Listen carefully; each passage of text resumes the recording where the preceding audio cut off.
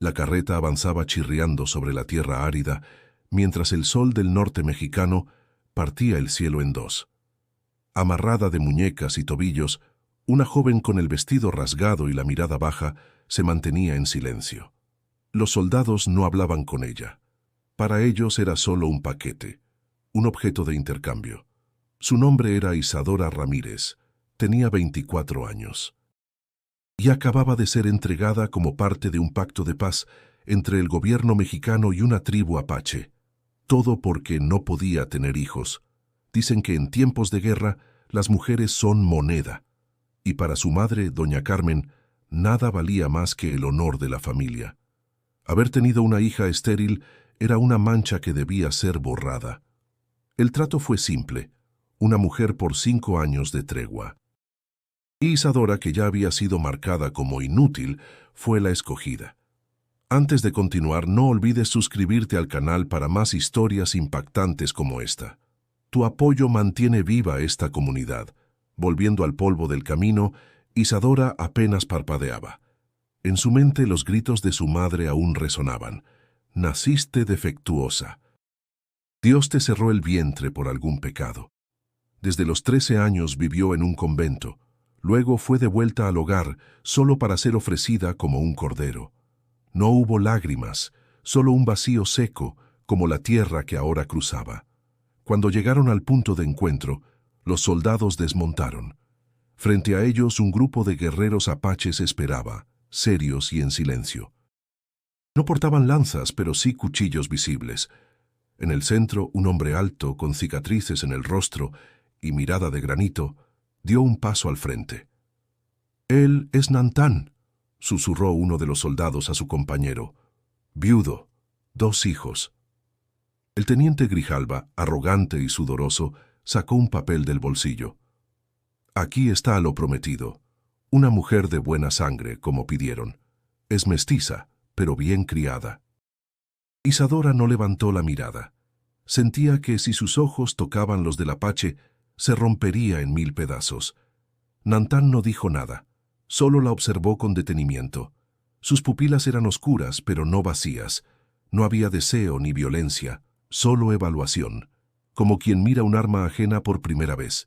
Con un gesto de cabeza, Nantán aceptó. 2 guerreros se acercaron, cortaron las sogas de Isadora y la tomaron de los brazos. Ella no se resistió, no tenía fuerzas, no tenía hogar, y ahora tampoco nombre. «Diles que si le hacen daño, volveremos», gruñó Grijalva al intérprete apache. Nantán no respondió. Se limitó a girar sobre sus talones y empezar a caminar. Sus hombres lo siguieron, llevando a Isadora entre ellos. El desierto se tragó las huellas de los caballos mientras el sol comenzaba a caer. Durante el camino nadie le habló. El silencio de los apaches era tan profundo que parecía sagrado. Isadora apenas podía mantener el equilibrio. Sus pies dolían, su garganta ardía y la mente le pesaba como plomo. Pero hubo un momento, un solo momento, en el que Nantán volvió el rostro hacia ella. Sus ojos se cruzaron. No hubo amenaza ni compasión, solo una mirada firme, como si le estuviera diciendo: «No sé quién eres, pero ahora estás aquí». Y eso bastó para encender una chispa, no de esperanza, sino de instinto. Isadora entendió que su vida no había terminado. Solo había cruzado un umbral, uno del que quizás jamás podría regresar. El camino hasta el campamento apache fue largo y silencioso. El sol se había rendido tras las montañas, dejando tras de sí un cielo púrpura que parecía arder en silencio. Isadora caminaba detrás de Nantán, con los tobillos hinchados y los ojos secos. Cada paso era una pregunta sin respuesta. ¿Qué harían con ella? ¿Qué esperaba ese hombre? ¿Estaba destinada a convertirse en esclava, esposa, criada? Cuando por fin llegaron, la aldea emergió como una extensión de la tierra misma. Chozas de madera y barro, fuegos tenues, perros acostados, niños que observaban tras las sombras. Ninguna palabra, ninguna bienvenida. Isadora sintió que todos los ojos la desnudaban, no con deseo, sino con desconfianza. como si fuera una enfermedad nueva que nadie sabía si era contagiosa.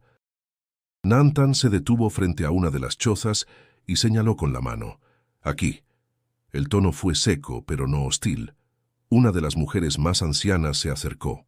La miró de arriba abajo, luego hizo un gesto para que entrara. Isadora obedeció sin alzar la mirada. El interior era oscuro, con una manta en el suelo y una pequeña fogata en el centro. La mujer dejó una vasija con agua y se fue sin decir nada. Por primera vez en días, Isadora bebió con libertad. El agua sabía a humo y barro, pero era vida. Después se recostó en la manta, sin saber si debía dormir o esperar instrucciones. Pasaron horas. Afuera, el silencio era espeso. Escuchó pasos, voces bajas en una lengua que no comprendía. Un niño lloró en la distancia. Luego, alguien entró. Era Nantan. Se sentó frente a la fogata, sin mirarla directamente. Encendió el fuego con habilidad, y el resplandor iluminó su rostro marcado. Tenía una cicatriz que cruzaba su ceja izquierda hasta la mejilla. Sus ojos, aunque serenos, parecían haber visto demasiado. «Mi mujer murió hace 3 inviernos», dijo en un español rudo pero claro. «Fiebre. Rápido. Mis hijos no hablan tu lengua. No entienden por qué estás aquí». Isadora se incorporó lentamente, no por curiosidad sino por respeto. Él no hablaba como un enemigo, tampoco como un dueño. «Yo no sé por qué estoy aquí», respondió ella en voz baja. «Solo me entregaron». Nantan asintió, como si esperara esa respuesta. Sacó una bolsa de cuero y sacó un poco de maíz seco. Se lo ofreció. Ella dudó. Luego tomó algunos granos y los comió despacio. «Mi hijo mayor se llama Tekoa. Tiene 8 años. La pequeña, Nahila, tiene 6. No entienden qué es madre sin su madre». Isadora tragó saliva. El fuego crepitó entre ellos como un puente frágil. «No soy madre, no puedo serlo». Las palabras salieron solas, no con tristeza, sino con resignación. Nantan la observó con más atención. «No todos los frutos nacen del vientre», dijo simplemente. Isadora no supo qué responder. Quiso decirle que eso no importaba, que su familia ya la había condenado, que su pueblo la había despreciado por ese mismo motivo. Pero guardó silencio. Nantan no la estaba juzgando. Solo exponía hechos. Después de unos minutos, él se levantó. «Mañana te mostraré dónde tomar agua. Comerás con los otros». «No estás prisionera». Ella lo miró con sorpresa. «¿Libre? ¿Después de ser entregada como objeto?» «¿Por qué yo?», preguntó sin poder contenerse. «¿Por qué aceptaste este trato?» Nantan se detuvo en la entrada, de espaldas a ella. «Porque mis hijos necesitan a alguien que los mire con ojos limpios, y tú tienes los ojos de la lluvia». Y con eso salió. Isadora quedó sola. Pero por primera vez no se sintió invisible. El amanecer trajo consigo un viento seco que levantaba el polvo y hacía crujir las ramas de los árboles. Isadora salió de la choza con pasos lentos, aún desorientada por la noche anterior. El campamento estaba despierto. Mujeres cocinaban sobre las brasas, hombres preparaban flechas y los niños corrían descalzos, esquivando perros flacos y piedras filosas. Nadie la saludó, nadie la detuvo, pero todos la observaron. Isadora caminó hasta una pequeña corriente de agua, tal como Nantan le había indicado. Se lavó la cara, bebió, y luego se sentó en una piedra intentando entender qué se esperaba de ella. Era esposa, niñera, invitada, nada. Volvió a la aldea, donde una anciana le tendió una cesta de maíz. No dijo palabra, solo señaló hacia las brasas. Isadora se arrodilló y comenzó a desgranar el maíz, como recordaba haber visto hacer a las mujeres del rancho donde nació. Las otras no la corrigieron, pero tampoco la ayudaron, solo la vigilaban en silencio. En la tarde los niños regresaron de una caminata con los hombres. Tekoa, el mayor, la miró fijamente. Tenía los ojos negros como su padre, pero en él había fuego, desconfianza, rencor. «Tú no eres mi madre», dijo en español con acento tosco. «No toques mis cosas». Isadora no respondió. Asintió con la cabeza y se alejó. Poco después, la pequeña Nahila apareció detrás de ella. Sostenía una muñeca de trapo sin brazos, con la cara desgastada. Se quedó a unos pasos de distancia, observando cómo Isadora barría hojas secas con una rama. «¿Cómo te llamas?», preguntó Nahila en voz muy baja. «Isadora». La niña no dijo nada más. Solo se sentó a su lado, en silencio. Isadora continuó barriendo, sintiendo que, aunque fuera por segundos, una barrera invisible se había agrietado. Esa noche, al regresar a la choza, encontró un trozo de pan de maíz y una manta extra. No sabía quién las había dejado. No preguntó. Solo comió despacio, arropada por ese gesto mudo que, de algún modo, le dio calor. Los días siguientes se sucedieron con lentitud. Aprendió a moler semillas, a preparar infusiones, a reconocer algunos términos en lengua apache. Agua, fuego, niña, no. Las mujeres aún eran frías, pero ya no la ignoraban. Una incluso le corrigió la postura al amasar. Era una forma de aceptación, aunque sutil. Una tarde, mientras recogía leña cerca del río, escuchó pasos tras ella. Se giró con sobresalto, solo para ver a Nantán. No llevaba armas, solo un pequeño cuchillo de caza. «¿Estás bien?», preguntó. Isadora asintió. Nantán la observó unos segundos y luego sacó algo del interior de su túnica. Una pulsera tejida con tiras de cuero y cuentas azules.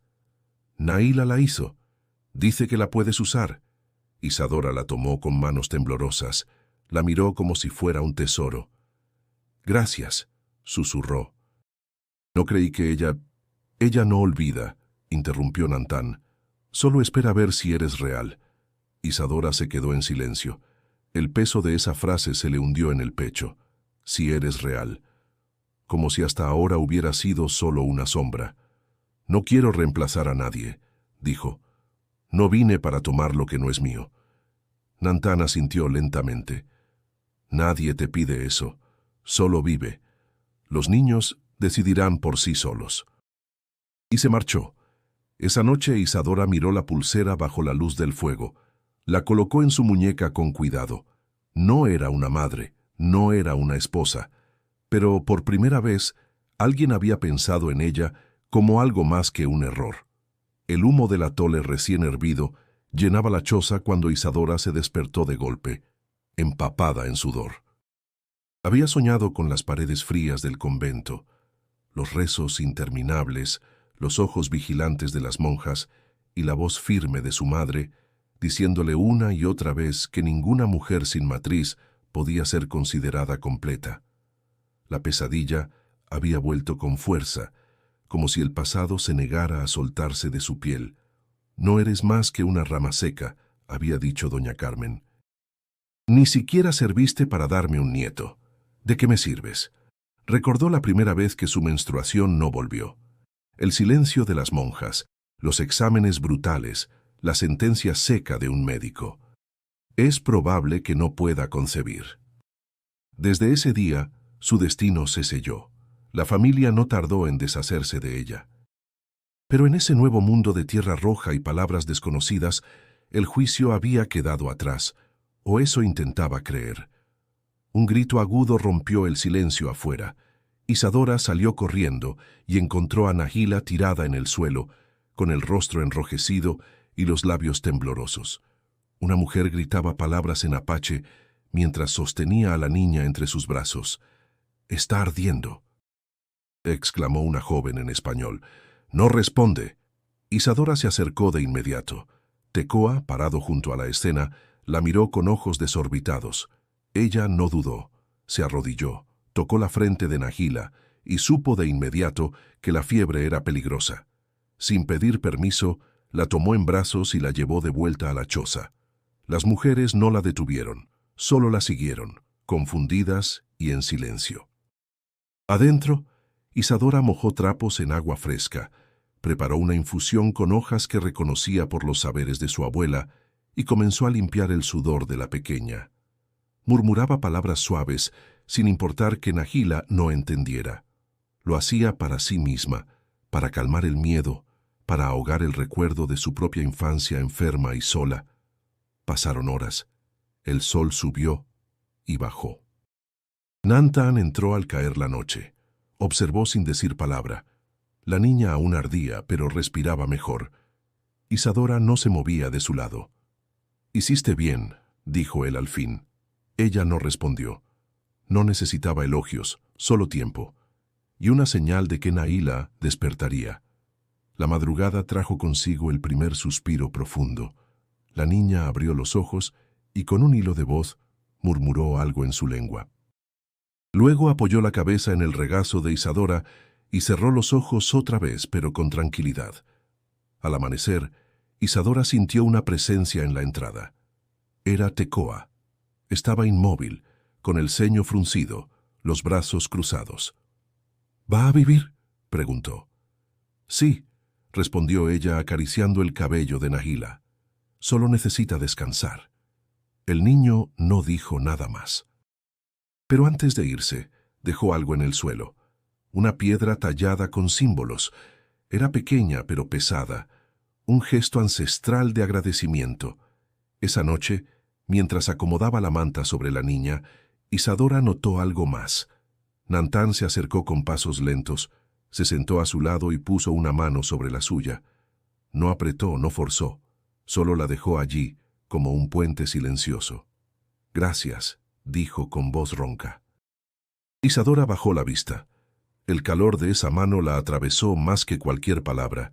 No sabía aún qué era ese gesto, pero comprendía que ya no era invisible, al menos no para ellos. La mañana siguiente trajo una calma distinta. El aire parecía más liviano y los rostros en la aldea menos tensos. Isadora salió de la choza con la niña aún dormida y notó que algunas mujeres ya no le daban la espalda. Una de ellas le ofreció un trozo de pan sin decir palabra. Otra le señaló cómo colgar la ropa mojada sin que el viento la arrancara. Por primera vez se sintió parte de algo. Tekoa apareció poco después, con los cabellos aún desordenados y una expresión seria, como si intentara ocultar un impulso. Sin decir nada, le extendió una pequeña figura tallada en madera, una tortuga con conchas de maíz incrustadas en el lomo. Isadora la tomó con manos cuidadosas, comprendiendo el peso de aquel gesto. «Gracias», susurró. El niño asintió y se fue corriendo, como si dudar más tiempo pudiera hacerlo cambiar de idea. Durante esa tarde, fue invitada, con una seña apenas perceptible, a ayudar en la preparación del maíz. Las mujeres trabajaban en círculo, sentadas al sol, mientras molían, hervían y amasaban. Isadora se unió con cautela, copiando movimientos, escuchando con atención. De vez en cuando, una mujer corregía su mano o le mostraba una técnica. Ninguna le hablaba mucho, pero tampoco la apartaban. Una de ellas, de rostro marcado por el tiempo, le sonrió. Fue una sonrisa breve, casi involuntaria. Pero fue suficiente. Los días se sucedieron así, entre rutinas compartidas y silencios menos pesados. Nahila se recuperaba bien y ahora dormía acurrucada junto a Isadora. Por las noches, la niña le pedía que le contara cosas en español. Isadora le hablaba de nubes, de nombres de flores, de los libros que había leído en el convento. Nahila repetía las palabras con torpeza, riéndose cuando se enredaba. Una tarde, Nantan se acercó a ella con una expresión distinta. Había un brillo en sus ojos, una mezcla de solemnidad y alivio. «Esta noche, ceremonia», dijo. «Fuego, comida, canto». Isadora no entendía del todo, pero asintió. Cuando cayó la noche, la aldea se transformó. Hombres trajeron troncos gruesos para el fuego central, mujeres colocaron vasijas con carnes y tortillas, y los niños decoraron los alrededores con ramas frescas y figuras de barro. Todos estaban allí, incluso los ancianos, que rara vez salían de sus chozas. Nantan tomó la palabra al centro del círculo. Su voz era grave, pero clara. Hablaba en apache, pero Isadora captó palabras sueltas. Honor, vida, madre, nuevo comienzo. Luego la miró. «Isadora», dijo, esta vez en español, «hoy mis hijos te reconocen. Hoy la aldea también». Hubo un silencio breve. Luego, Nagila se acercó corriendo, tomó su mano y la arrastró hacia el fuego. Tecoa, más lento, se colocó a su otro lado. Ambos la miraban con una mezcla de orgullo y ternura que le apretó el pecho. Isadora no sabía qué hacer. No entendía si debía agradecer, si debía hablar.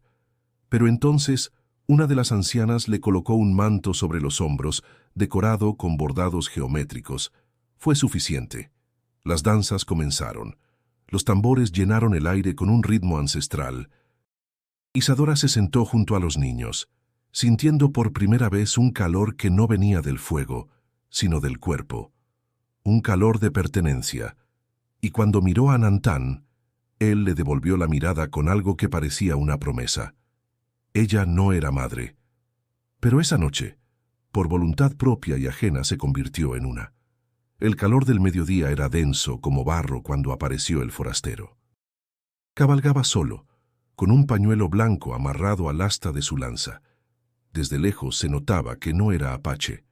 Su postura rígida, su mirada vigilante y su uniforme polvoriento delataban su procedencia. Los hombres del campamento lo rodearon de inmediato. Nantán se acercó sin armas, pero con firmeza. Intercambiaron palabras tensas, rápidas, entremezcladas con silencios. Isadora observaba desde lejos, el estómago encogido.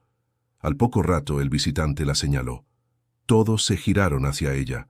Nantán caminó hasta donde ella estaba, con el ceño fruncido. «Te buscan», dijo. «¿Quién?» «Tu gente, un teniente. Dice que vinieron por ti. Que fue un error entregarte, que debes volver».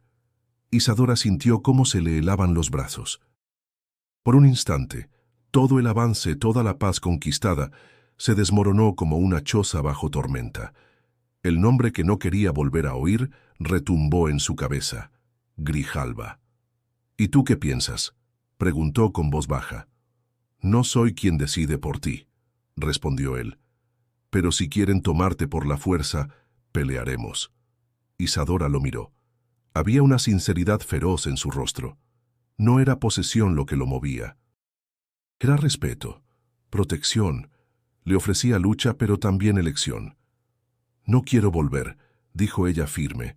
Nantán asintió. Entonces ella dio un paso adelante. «Déjame hablar con él». Hubo un murmullo entre los hombres.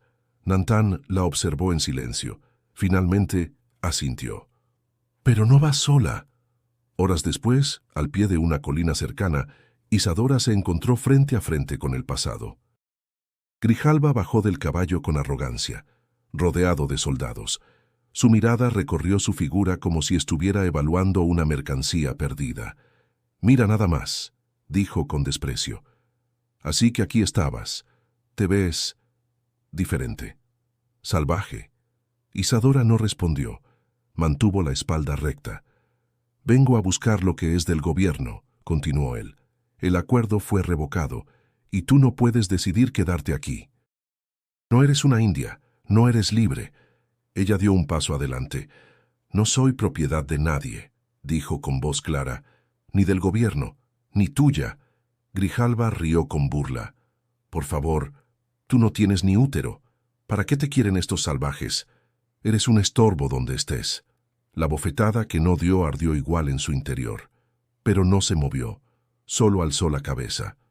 «Tal vez no tenga hijos, pero tengo valor. Aquí no me juzgan por lo que no puedo dar, sino por lo que ya soy. Tú nunca entendiste eso». Uno de los soldados miró incómodo. El otro bajó la vista. Grijalba apretó los dientes. «Te estás cavando tu tumba». Isadora no titubeó. «Entonces que la caven bien profunda, porque no voy a regresar». Dio media vuelta y caminó de regreso, sin mirar atrás. Cuando volvió al campamento, Nantán la esperaba junto a sus hijos. Tecoa tenía una lanza en la mano. Nagila sostenía la piedra tallada que Isadora le había regalado días atrás. «¿Y bien?», preguntó Nantán. «No me voy», respondió ella. «Nunca más». Él la miró con una mezcla de orgullo y ternura. Luego le tendió una flor silvestre. Entonces ahora esta es tu tierra. Pero prepárate. Ellos no olvidan. El viento sopló fuerte, levantando polvo y miedo, pero en el pecho de Isadora solo quedaba certeza. Estaba donde debía estar. El día amaneció turbio. El cielo tenía un gris espeso que oprimía el aire. Isadora despertó con una inquietud en el pecho. Algo invisible se movía entre las ramas, entre las miradas, entre los silencios. Nantán confirmó lo que ya temía. Grijalba no se había ido. Solo se había retirado para preparar algo más. «Quieren que retrocedas», dijo él, «o quemarán todo». Isadora cerró los ojos. No era miedo lo que sentía, era furia, una furia antigua, nacida mucho antes de conocer a los apaches, una furia que venía desde el convento, desde los golpes invisibles de su madre, desde cada vez que la miraron como un error. «Déjame hablar otra vez», pidió. «Pero esta vez no voy a quedarme callada». Nantán no discutió. Sabía que ya no tenía delante a la misma mujer que había llegado amarrada de muñecas. A mediodía volvieron al punto de encuentro. Esta vez no había bandera blanca, solo soldados montados, con armas visibles y Grijalba al frente, sonriendo como quien cree que ya ganó. «¿Vienes a rogar?», dijo apenas la vio. «Vengo a decirte que te detengas», respondió ella firme. Grijalba se rió. «¿Tú crees que estos indios te van a salvar? Te van a abandonar en cuanto corra la sangre. No eres de ellos, no eres de nadie. Yo tampoco era tuya, y sin embargo me vendiste como si lo fuera», replicó. «Tú que dices defender la patria me trataste como ganado. No hables de honor». El rostro de Grijalba se endureció. «Tu familia me suplicó que te llevara. Me dijeron que eras una vergüenza. Una mujer sin hijos no es más que peso muerto». Isadora sintió cómo algo ardía bajo su piel, pero no se quebró. «Mi madre me repudió por no poder dar vida, pero ustedes me condenaron por tener voz. Aquí me dieron un lugar. Aquí nadie me pide parir para valer. Tú ni sabes lo que es ver a un niño mirarte con confianza». Grijalba escupió al suelo. «Voy a prender fuego a esa aldea, y cuando te arrodilles será muy tarde». Isadora dio un paso adelante. El viento levantó su cabello como una bandera nueva. «No me voy a arrodillar. Prefiero morir aquí, con dignidad, que volver a vivir como sombra entre ustedes». Un silencio pesado cayó entre los soldados. Algunos se miraron entre sí. Uno incluso bajó el arma lentamente. Grijalba lo notó y se enfureció. «¡Cobardes! ¡Es una mujer! ¿Van a dejar que una india sin hijos nos humille?». Isadora no se movió. No bajó la vista. No mostró temor. «Soy una mujer», dijo, «pero no soy menos por no tener hijos. Soy más por haber sobrevivido a hombres como tú». Y entonces giró sobre sus talones y volvió junto a Nantán, que la esperaba sin decir palabra. Ambos sabían que la guerra ya no era solo por tierra, era por dignidad. Esa noche, el cielo se tornó rojo en el horizonte. Los tambores callaron, las manos se prepararon, los corazones también. La batalla no tardaría en llegar. La noche llegó sin estrellas. El aire estaba tan cargado que hasta los animales guardaron silencio. Nantán organizó a los hombres con precisión. No era la primera vez que se enfrentaban al fuego, pero sí la primera que debían proteger no solo su tierra, sino algo más íntimo, un lazo nacido del respeto. Isadora permanecía junto a las mujeres y los niños. En sus manos, un cuchillo de cocina y una manta para envolver a Nahila si algo salía mal. El miedo no la paralizaba, pero le temblaban las piernas, no por ella, por los que amaba. Y entonces, el trueno seco del primer disparo rasgó la noche. Los soldados avanzaron sin aviso. Fuego, gritos, explosiones breves. El campamento reaccionó con rapidez. Arcos tensos, lanzas firmes, hombres corriendo entre las sombras. Nantán lideraba al frente, silencioso como un lobo. Su lanza cortaba el aire con la precisión de quien lucha por lo que ama. Isadora cubrió a Nahila con el cuerpo. Tecoa corría llevando a los más pequeños hacia las cuevas. Una vasija explotó cerca de la hoguera. esparciendo brasas que ardieron contra la tierra. En medio del caos, un niño cayó. No era Apache. Era uno de los hijos de los soldados, quizás llevado sin querer, quizás escapado. Estaba atrapado bajo una carreta rota, llorando con los ojos cerrados. Isadora lo vio. Dudó por un segundo. Luego corrió hacia él. «¡Quieto!», gritó, y con un esfuerzo que le arrancó un gemido, levantó parte de la estructura y tiró del niño. Tenía la pierna herida, pero respiraba. «Shh, tranquilo, estás a salvo», susurró y lo arrastró hacia una roca, cubriéndolo con su cuerpo. Un segundo disparo silbó cerca. Sintió un ardor caliente en el hombro y cayó al suelo. Todo se volvió difuso. Oía los tambores de su corazón, los gritos de los hombres, y por encima de todo una voz aguda. «¡Mamá!». Era Nahila. «¡No! ¡Mamá! ¡Mamá!». El grito rompía todo, más que el fuego, más que la pólvora. Isadora quiso moverse, pero sus músculos no respondían. Y entonces sintió un calor diferente. Un cuerpo se interpuso entre ella y el caos. Nantan. Cubriéndola con su pecho, su brazo apretando la herida, su aliento contra su frente. «Aquí estás», murmuró él. «No cierres los ojos. Quédate conmigo». Las sombras se movían, pero Nantan no se iba. Cada ruido se volvía lejano. Cada golpe, cada paso, cada disparo era solo un eco. Isadora sintió cómo la cargaban, cómo los brazos firmes de Nantan la alzaban sin esfuerzo, murmurando palabras que no entendía, pero que sonaban a promesa. Cayó en la oscuridad, pero no fue la del abandono, fue la del descanso. El amanecer llegó envuelto en humo. La aldea ardía en fragmentos, pero seguía en pie. Los soldados se habían retirado al ver su línea rota. Algunos dejaron armas, otros dejaron muertos. Isadora despertó envuelta en telas suaves, con el brazo vendado y el cuerpo entumecido. El dolor era sordo, constante, pero no insoportable. Tardó unos segundos en recordar dónde estaba. Luego, el rostro de Nahila apareció sobre ella, con los ojos rojos y las manos pequeñas sosteniéndole el rostro. «No te vayas», susurró la niña. «No me dejes, mamá». Las lágrimas brotaron sin permiso. Isadora quiso hablar, pero solo pudo mover la cabeza. Tecoa estaba al otro lado de la manta, con una lanza sobre las piernas y la mirada fija en la entrada. No decía nada, pero su presencia era un escudo silencioso. Durante 3 días no la dejaron sola. Las mujeres le trajeron caldos, infusiones, paños frescos. Incluso la anciana de las arrugas infinitas cantó en voz baja mientras le aplicaba una pomada que olía a resina.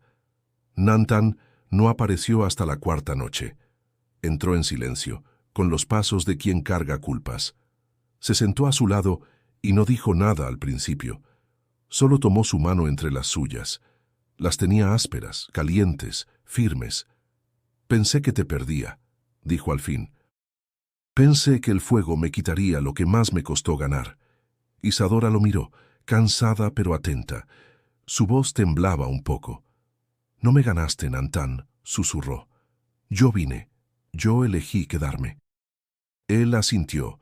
Había algo roto y hermoso en su expresión, como si llevara años sin permitirse sentir. «Cuando murió mi mujer me quedé vacío. Mis hijos dejaron de reír. La aldea se volvió más fría. Yo solo respiraba porque debía. Pero cuando tú llegaste, con tus ojos llenos de miedo y orgullo, la tierra volvió a tener forma». Isadora cerró los ojos, no por cansancio, sino por absorber cada palabra. «Yo no sé si esto es amor como lo cuentan en los cuentos», continuó él, «pero cuando te vi caer supe que no podía seguir si tú no seguías». Ella apretó su mano. Apenas un gesto, pero suficiente para romper el muro. «No necesito ser madre para quererlos», murmuró. «No necesito sangre para ser parte de algo. Tú me diste lo único que nadie me ofreció jamás, un lugar». Nantan se inclinó, no con urgencia, no con hambre, con gratitud. Sus labios tocaron los de ella con la delicadeza de quien no tiene prisa. Fue un beso breve, sin promesas, pero lleno de verdad. Cuando se separaron, Isadora sonrió con los ojos húmedos. «Ahora sí estoy viva», dijo. Nantán acarició su mejilla. «Y mientras vivas, no estarás sola». Afuera, los niños jugaban entre las ruinas. Las piedras estaban negras, pero las risas volvían. Adentro, una familia nueva se tejía, no con sangre, sino con elección. Los días pasaron con la lentitud amable de quienes ya no temen al reloj. La aldea, aunque herida, seguía viva. Las chozas quemadas fueron reconstruidas con ayuda de todos. Los niños corrían entre las nuevas fogatas, las mujeres reían en voz baja, y el aire volvía a oler a maíz y humo, no a pólvora. Isadora caminaba sin vendajes, aunque aún cojeaba levemente. Nahila la tomaba de la mano con fuerza cada vez que alguien se acercaba. Tecoa ya no la observaba con recelo, sino con respeto. Incluso la corregía cuando intentaba repetir palabras en apache. «No es Teshat, es Teshaat», decía, riendo. «Bueno, tú tampoco pronuncias bien zapato», le devolvía Isadora, provocando carcajadas. En una de esas tardes de sol y tierra tibia, Isadora decidió algo. Llamó a los niños, preparó tablillas con barro y comenzó a enseñarles las letras del alfabeto español. A Nahila le costaba, pero ponía atención. Tecoa, más reservado, se escondía para observar y luego practicaba a solas. Pronto, otros niños se unieron, curiosos. Incluso algunas mujeres se sentaron a escuchar. Nantán miraba desde lejos, con una sonrisa leve en los labios.